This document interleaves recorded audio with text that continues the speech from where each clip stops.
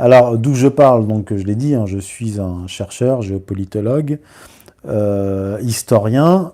Pour ce qui est de mes origines, bon, c'est un secret pour personne. Je suis d'origine marocaine. Je suis même né au Maroc. Donc je suis un immigré.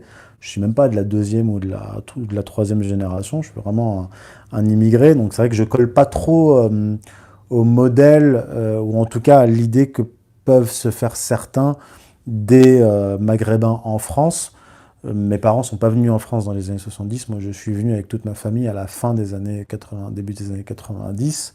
Donc, je suis un cas un peu particulier. Donc, je suis musulman. Ça non plus, ce n'est pas, voilà.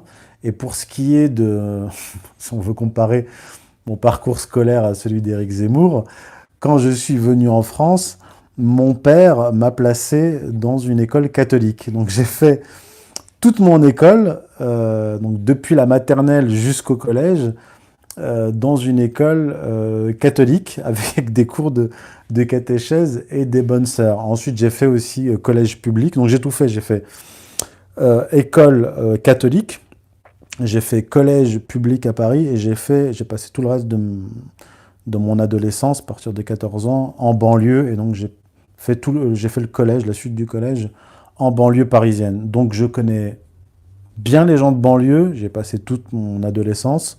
Je connais bien les catholiques, je connais bien Paris, je connais bien les immigrés, je connais assez bien le Maroc. Toute ma famille est là-bas, donc je suis le résultat de l'interconnexion de ces deux cultures, mais c'est pas quelque chose de nouveau. Il faut pas. Alors, en tant qu'historien, je vais vous rappeler le temps long.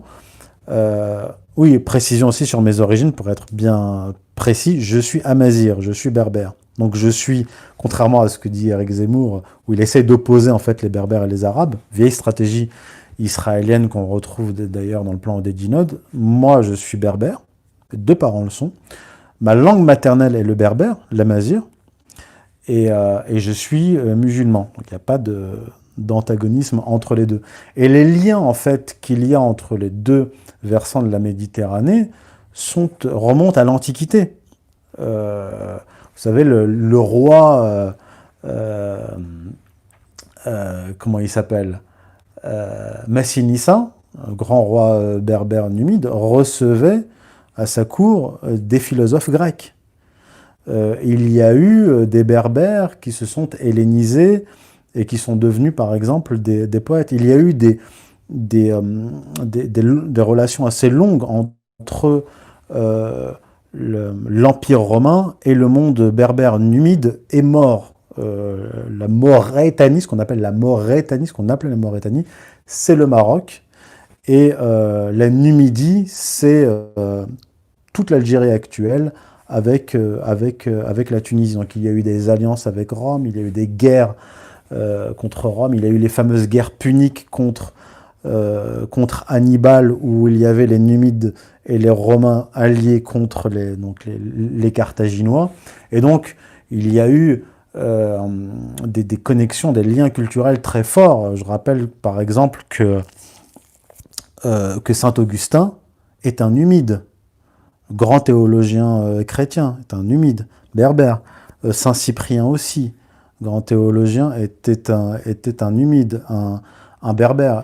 Et ces liens civilisationnels n'ont jamais disparu, parce que même après l'avènement de l'islam, même si effectivement il y a eu des guerres, mes ancêtres, les morts, ont envahi l'Espagne, ce ne sont pas les Arabes qui ont envahi l'Espagne, ce sont les morts. Il y a eu comme à l'époque romaine, entre les Numides et les Romains, il y a eu des alliances, il y a eu des guerres. En tout cas, il y a eu de tout temps des liens culturels très forts, très, très importants. Et je suis le fruit de cette longue histoire. Donc, contrairement à Éric Zemmour, je ne prône pas l'assimilation.